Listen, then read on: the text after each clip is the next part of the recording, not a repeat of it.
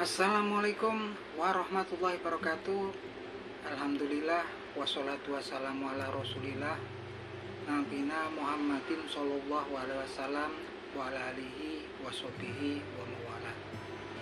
Rabbi shrah li sadri wa yassir li amri wahlul 'uqdatam min lisani yafqahu qawli. Amma ba'du. Oke, sore menjelang malam bersedulur YouTube, ketemu lagi dengan saya Agung Wijanarko. Oke, para sedulur, seperti biasa di sore hari ini saya pengen mengajak para sedulur-sedulur saya ngobrol-ngobrol santai seputaran hal-hal yang bersifat religius. Jadi teman-teman, dalam beberapa minggu belakangan ini santer ya,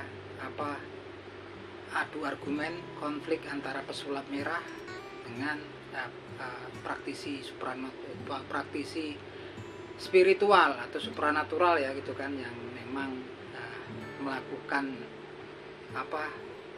siar gitu kan dalam gelap, yang dimana dalam tayangan-tayangannya juga menayangkan proses yang dinamakan mediumisasi, yaitu proses dimana memasukkan makhluk gaib gitu kan, yang memang menurut mereka adalah penunggu tempat-tempat tertentu yang merupakan tempat kemusyrikan, tempat orang mencari hal-hal yang menyeleweng dari agama ya, dimana kemudian para bangsa jinnya di situ juga disadarkan ya. Ada yang kemudian ditaklukkan, kemudian diislamkan. Nah, ini kalau menurut pesulap merah, hal tersebut adalah suatu penyesatan, ataupun menurut pesulap merah ini adalah pembohongan publik, karena menurut pendapat pesulap merah, dia mengetahui itu settingan, katanya seperti itu gitu kan.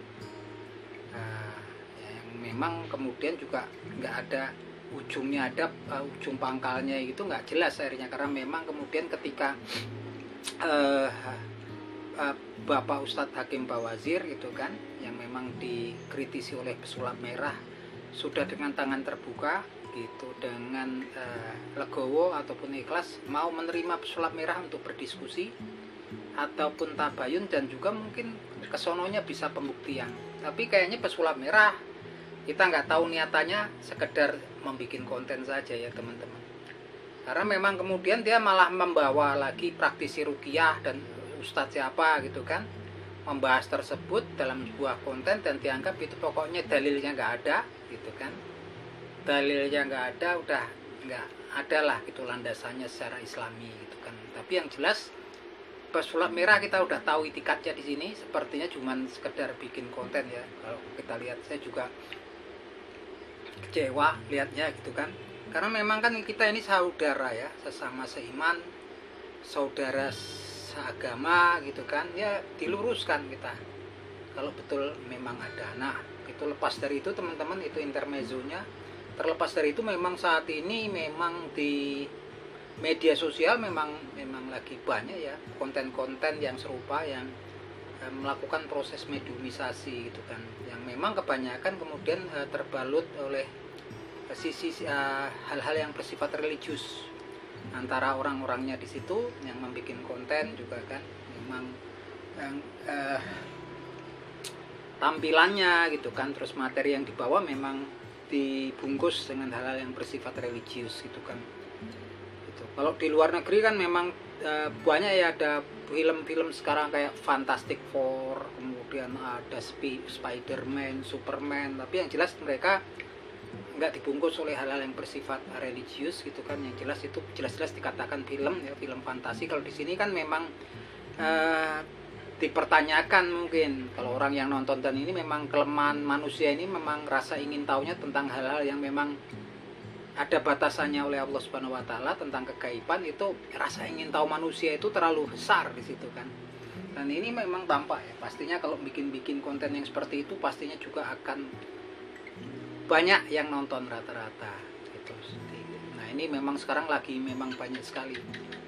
Kalau saya sendiri sih berpendapat hal tersebut, tampilan-tampilan kemudian yang dikatakan untuk melakukan siar gitu kan, tapi siarnya ini kan lebih ke makhluk gaibnya gitu kan, walaupun juga katanya efeknya nanti adalah untuk mempertunjukkan bahwasannya di situ tempat-tempat yang gaib itu yang dipakai untuk kemusyrikan juga para penunggunya akan disadarkan, akan ditaklukkan, yang mana memang kita nggak tahu, karena ini kan makhluk gaib ya gitu kan. Yang jelas kalau kita berinteraksi dengan makhluk gaib tuh batasannya sangatlah tipis ya. Kita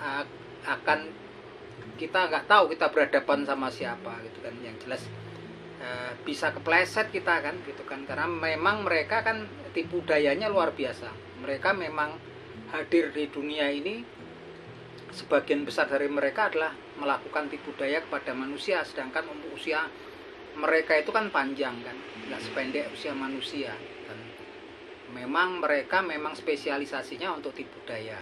Nah, kalau kemudian manusia berusaha berinteraksi sama mereka gitu kan, tentunya saya pikir yang riskan adalah manusianya. Dan itu tampak kalau saya nonton kemudian tayangan-tayangan seperti itu ya. Awalnya juga seperti